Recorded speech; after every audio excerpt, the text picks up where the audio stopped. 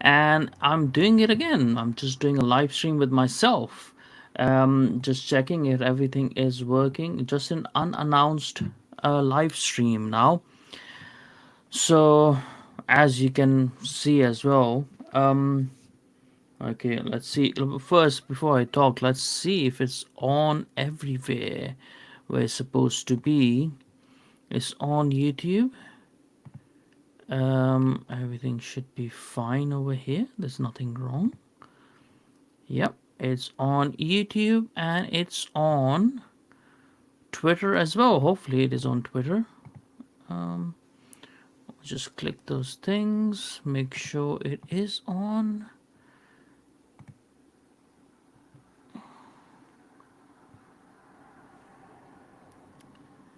Let's see. Yep, it is on. So, what am I doing then?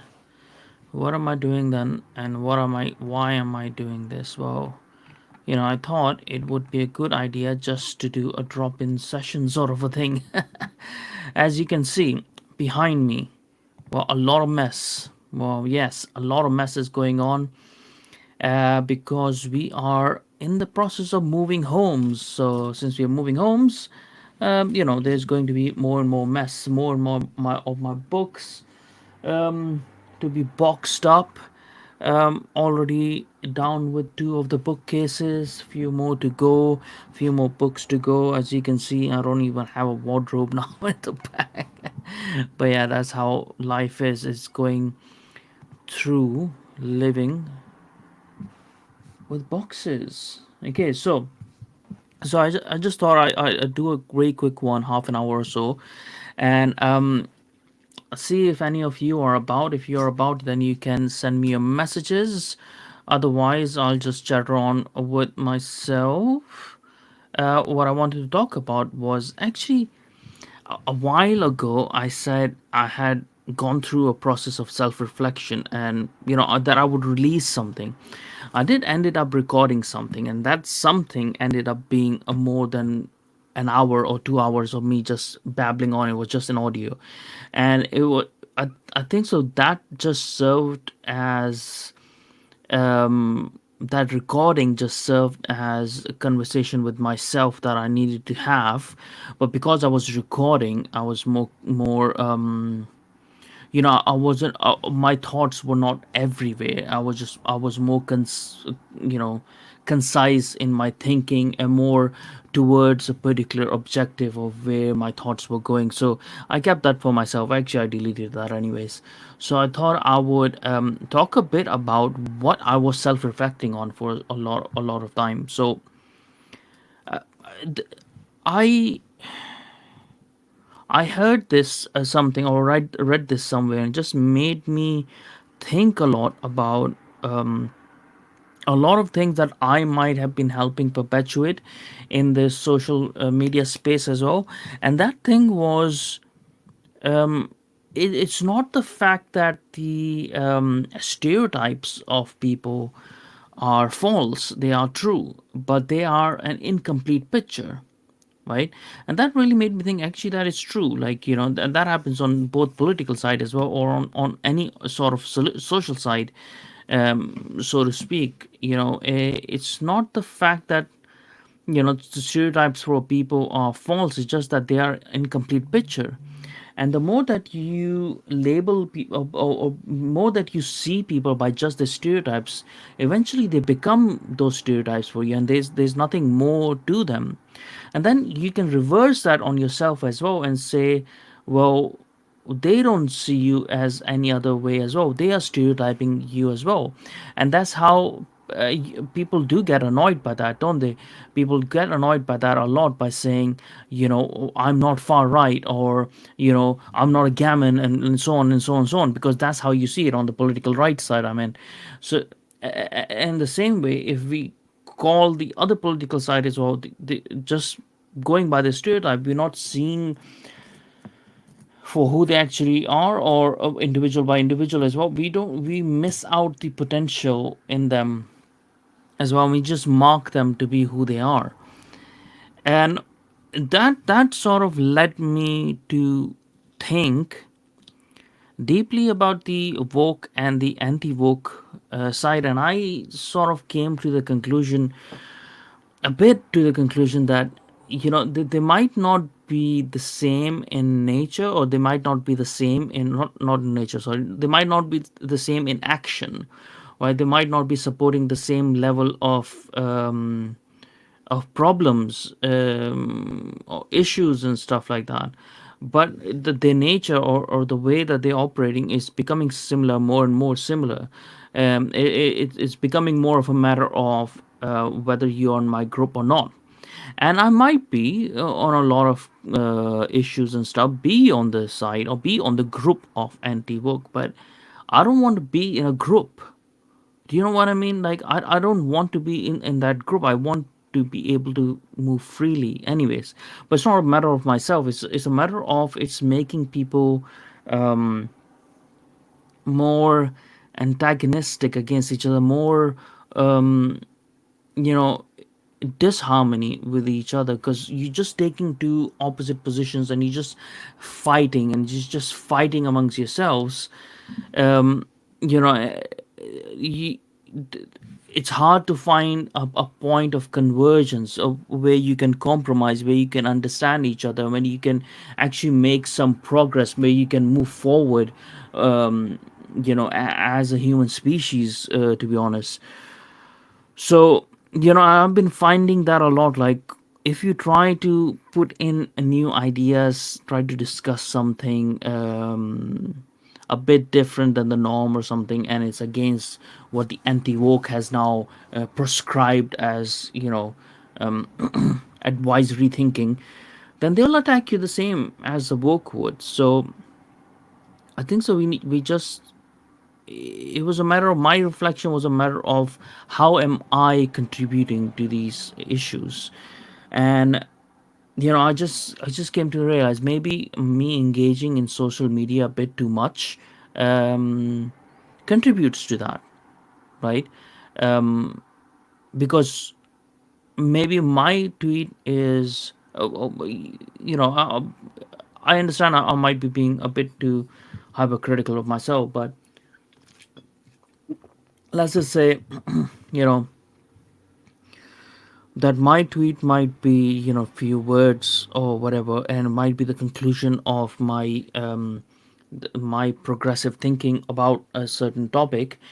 And I might have considered a lot of things, and then at the end, what I'm writing is obviously a conclusion of that particular thought at that time.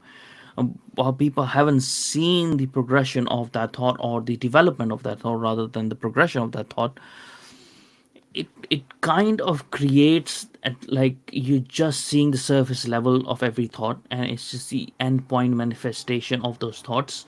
And sometimes that propels people to only care about thoughts on that level and never on the deeper end of it. And in many other instances, when you're trying to make people aware, as I have been trying to make people aware of the problems, like problems that the extremist Islamists hold, and Islam as general hold for the Christian society, or the society in general, and or liberal society as such as well. And how the communist elements also are problematic for our freedoms and stuff. Sometimes there's a fine line between raising awareness and creating outrage. And what I see is, like, if you start doing it a bit too much, you just become part of that cycle where you are just creating outrage, and you're just angering people for the sake of it. And I've seen a lot of people in this space, and obviously the social media monetization is a factor as well, because it's an added bonus, right? So no longer are you just making people aware, but you're benefiting from making people aware. So even if it veers towards the point of outrage, you are fine by it, because you're compensated for that, for occasional mishaps, or deliberate mishaps, so to speak, as well. But they won't be mishaps, deliberate actions then.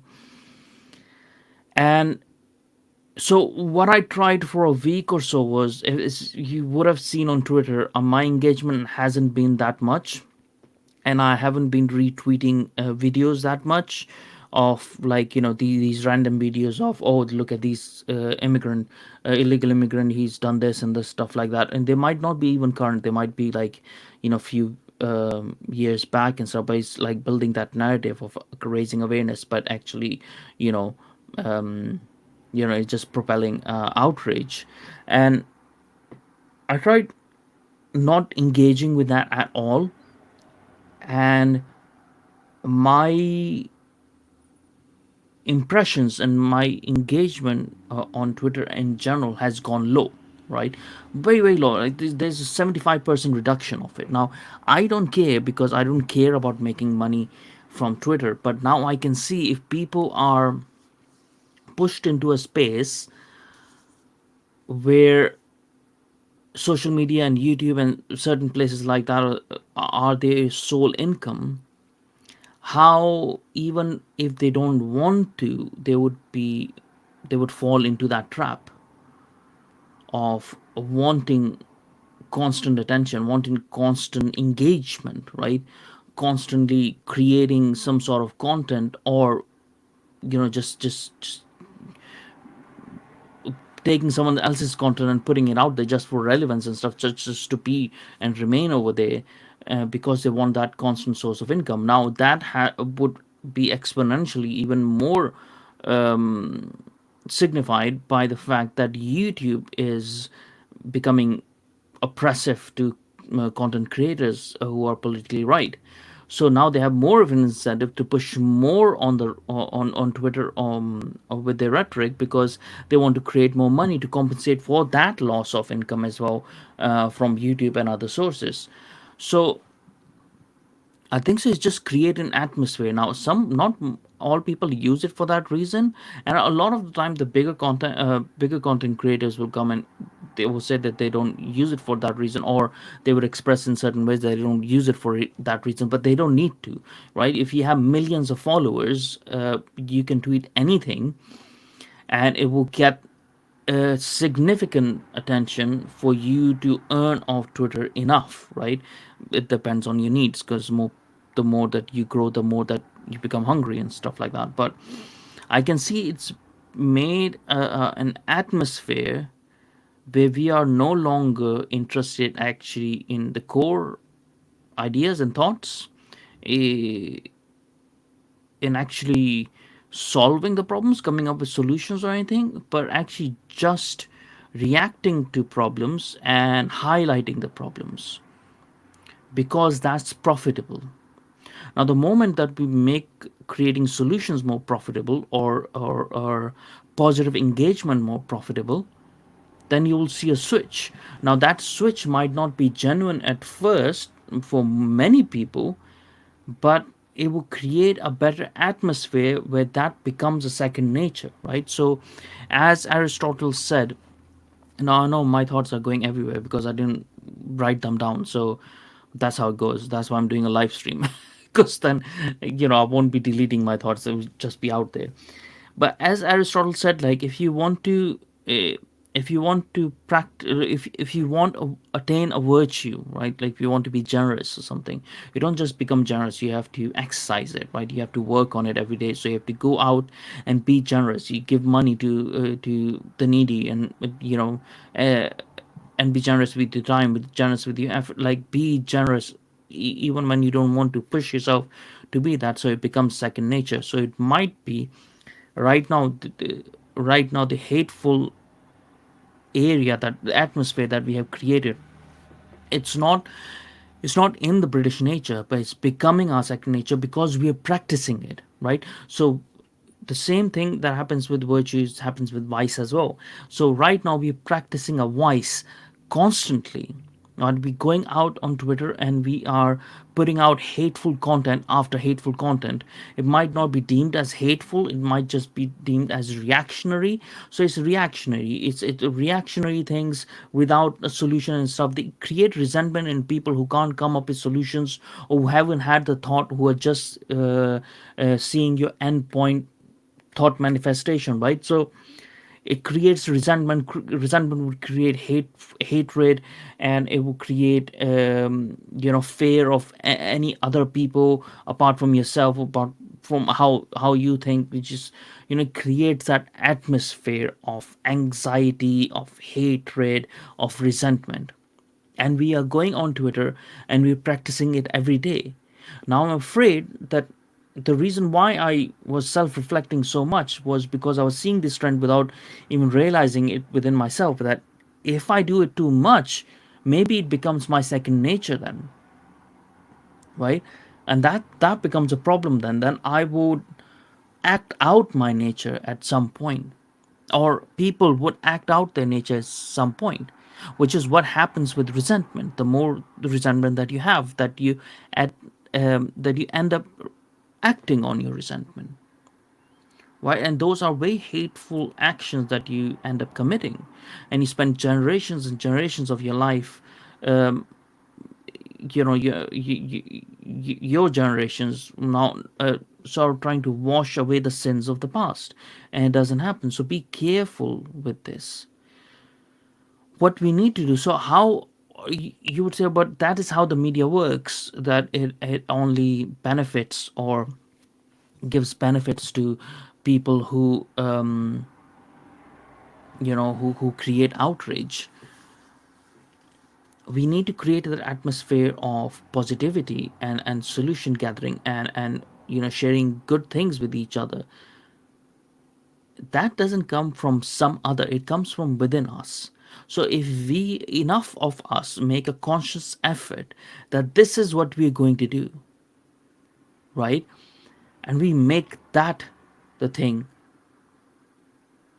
we will still be earning from Twitter. People who are doing this, the influencers and stuff like that, they will still be earning from Twitter, but just they will be creating a different kind of atmosphere, because the algorithm is not actually trying to make you angry or hateful. It is just getting the most views. So you, if you make that positive change in yourself, it reflects on other people, and it might reflect on how we use social media, and how it can positively affect the society. So I think so, this is the message that I want to give. This is what I want to self reflect on, that I want to stay away from those sort of that kind of tweeting, even at the cost of not being able to earn anything on Twitter for a very long time. I want to take that positive step of, yes, I will be reacting every now and then to issues that come up. Like, it's hard not to, right? So you're not just reacting, but you're actually analyzing, and you're giving your opinion about what has happened and whatnot. But I will obviously be doing that. But what I don't want to do is, in the name of you know creating awareness, that I am in the business of creating outrage and creating hate and resentment in people. You know, I don't think so. That is me. I think so. That is moving me away from the core of me as well. And I think so. That's a lot of problem that people, usually have with these sort of things. And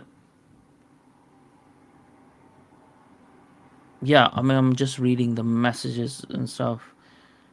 I was planning to do crowd type debates outside, have a table and chairs, and have a sign like, you know, sorry, I'm reading to myself. I forgot nobody else can read this. Okay, sorry. I'm not really good at this live stream, am I? So Sugar Puff Drove Daddy said, I was planning to do crowd type debates outside, have a table and chairs, and have a sign like, for example, circumcision is child abuse, change my mind, lol. I don't know if it will work, though. What do you think? Like, okay, so what do I think about debates? Is debates is something that I liked a long time ago when I was younger, but I don't think so. They are helpful, eh, because what they're actually doing, the debates, what they're actually doing is making you want to win, right? So you just want to win, basically. You don't care about the argument, and you're not going to concede points where even though your opponent has made a half-assed a point, you will still not concede, and you will actually latch on to their um, lack of coherence rather than taking their stuff at face value and building on it, because you're not there to learn anything, you're just there to win. So I don't think so debates are a good thing in itself. Debates are good for certain climate, certain places, on certain controlled topics where we might learn something from it. But overall, it's conversations, like just having conversations. Just go to the pub, have conversations with your friends, or have a table. If you're that sort of person, book a table at the pub and say like, yeah, this is a conversation table. Have a conversation about anything. It's an open conversation table. Maybe someone should do that. Maybe someone should actually start that in England, because we already have that pub mentality and pub talk mentality. Just go out, book random tables in a pubs and say like, this is over here, you can just come and talk to me about a certain topic. It's about conversation, it's not about debate. It's not about like trying to one up each other or whatever. Just let's have a conversation. Don't need to record it or whatever. Just have those conversations everywhere in the pub. Make an entry fee or whatever you want, or like, buy me a pint, whatever the thing you want to do. That might be a good alternative. I'm not sure if I have the live chat enabled. Sophie just messaged me. No, I don't think so. I have, and I actually don't know how to. So there you go. Yeah, I'm trying to do it with Riverside, and I'm not sure if Riverside is all that good with its, you know, I don't like people. I don't think so. Anyone can message me, can they? It doesn't seem like anyone can message me on YouTube. It seems very ridiculous. You know what? Like more and more with this Riverside, I'm getting so frustrated with it. I might just change to StreamYard, as Frank Steven was saying. Anyways, it's just frustrating trying to deal with it. And what didn't I activate? Okay, who knows? Anyways, so it seems like most of you may not be able to message me, but that is fine, because I think so. I made my point anyways. What I was trying to say to everyone, and that was that, hey, listen, it's not just about winning. It's actually about making good conversations and making good arguments of going ahead with what we want to do. Is making having you know because who are we trying to win against, right? If we're trying to win against ideas, then we need to have conversations with each other to win against ideas. Because it seems like, you know the on the other side, people who are making the arguments, we don't agree with, whatever political side or social side might be on, we're still human beings on the other side. So if we are trying to, if we're trying to destroy each other, then we're doing a good job at what we're currently doing. And if we want to actually develop ourselves into something, and have our thoughts manifested into something better, then we need to have conversations. And this is probably the main self-reflection that I had with myself. Like, I'll be part of movements, I'll be part of whatever it might be, to help the people of a certain area, of a certain nation. Because I love Britain, so I'll try helping Britain and be a force again in the West. Force of influence, not force of power as such. But maybe power as well, who cares. But what I don't want to do is become part of the problem, and actually just spreading hate and resentment into people. Because I think so that's the problem that we have. I'm not in that business. I'm in the business of saving souls, and we need to start considering ourselves as that. Okay. Anyways, so it seems like i haven't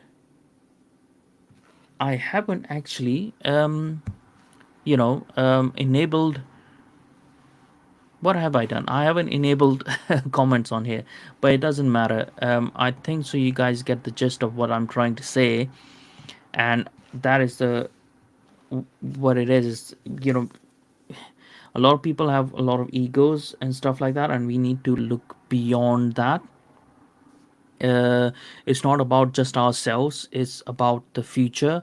And a lot of people say that, right? Like it's about the future, but if it's about the future, then you should be not just be concerned about your future, but be concerned about everyone's future, because everyone's future, even the your political opponents and stuff, their future also impacts on your future generations future, right? So otherwise, like if you don't want to do it, like okay, let's have a war then with each other, like let's just end up destroying each other. I'm pretty sure everyone, regardless of your political opinions, will find that horrible when it's actually happening to you, right? So uh, let's try to avoid that, and let's try to find solutions rather than creating more problems and becoming part of problems, you know. So yeah, that's my message. That was the gist of my main reflection that I had, self reflection. As I said, I talked to myself for over 2 hours when I was recording that, and I decided not to release it because I really thought that that was just for myself. I just needed to talk to myself. But yeah, I would say the first step should be in how we engaging with each other and how we having conversation. Now in real life we're talking very differently, so the steps should also be how you act in person in real life should be how you act and converse on social media. Like try to make that a habit. I have that habit anyways, but like most people don't have that habit, and they're going over there anonymously most of the times, for legitimate reasons. But it is that being anonymous lends them to become hateful at times, or try out an avatar that they are that they haven't been courageous enough to try, in real life. Stop doing that because it will change you, right? You should remain yourself, and that doesn't mean that if you are a bad person that you should remain yourself. That I actually should say that you should try to strive to be your better self all the time, in person, online, wherever. That should be the first step. The next step should be that let's stop rewarding people who are just spreading hatred and resentment for the sake of it. That there's nothing else towards it. Now that doesn't mean that we cannot express our displeasure at what's going on. We should express our displeasure, and we should rebel against things that are trying to constrict us, trying to take away our freedoms, trying to hurt us, harm us in many different ways. But there's ways to engaging in it. If you're just going to engage in level one sort of point of view and just on surface level, and just use that as okay, I'm doing that, and I'm saying, whatever the things that needs to be said, or just reposting things, that means I don't need to look any deeper, I'm just part of the tribe. Well, that's not how it works. You need to think deeper, because that's how you start making changes. And which is important in that way as well, because in the same space of Christianity, within the space of Christianity, what I've found recently is people who are just shouting, Christ is king. Now, not understanding the wisdom of the Christ, because Christianity is not about just saying that you are Christian. It is about, or any other. I'm not saying that it is exclusive to Christianity. It's about any other ideology. The ideologies or the positive way of life or philosophy, whatever of way of life, it's not about just saying that you associate with it, but it's how you act it out. And there is I think so is in Matthew's, this verse that says, "Not everyone that saith unto me, Lord, Lord, shall enter into the kingdom of heaven, but he that doeth the will of my Father which is in heaven." Now that is exactly what it's hinting towards. Just saying Christ is King doesn't mean that you that you're part of a group or something. You have to act out the wisdom to be actually, to take the most out of it, right? To become that. So this is what we have to do in every part of our life. We can't just say, it's just like sort of saying, okay, yeah, I bought this book, that means I don't have to read it. You know I just got the knowledge from it. It doesn't work like that, right? So you have to invest deeper in yourself. We have to start rewarding more positive interaction on social media, and we have to start becoming more generous to our opponents as well, in a way of trying to take their best points and building on their best points as well for them, and trying to come to an understanding rather than being just being each other's opponents all the time, and spreading hatred. And stop taking these anti positions to pro position, like, be for something rather than just be against something. You know. Anyways, yeah, that's all. Yeah, it's half an hour now, so let's end it. Thank you for listening, whoever listened, and I'll catch you next time, guys.